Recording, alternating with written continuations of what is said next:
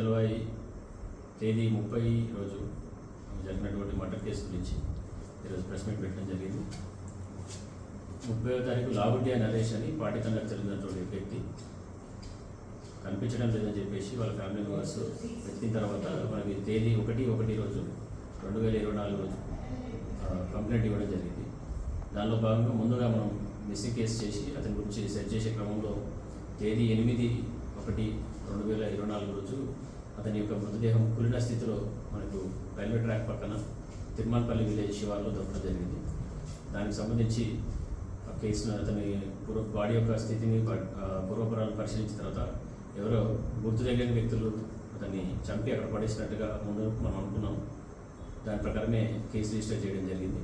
దానిలో భాగంగా మనకు ఈరోజు నిన్న తేదీ 11 రోజు కేకావత్ రాజేష్ అనే వ్యక్తిని మనం అరెస్ట్ చేయడం జరిగింది. అతని యొక్క కన్ఫెషన్ బేస్ చేసుకొని అతను చెప్పిన దాని ప్రకారం అతను తనకు సంబంధించినటువంటి వ్యక్తులు తన భార్యతో అక్రమ సంబంధం కలిగి ఉన్నందుకు అతన్ని కక్షపూర్వకంతో చంపినట్టు మనకు తెలుస్తుంది. దానికి సంబంధించి అతను చెప్పినటువంటి వివరాలన్నిటి కూడా మనం నమోదు చేసుకొని అతని పైన ఈరోజు రిమాండ్కి పంపడమైంది.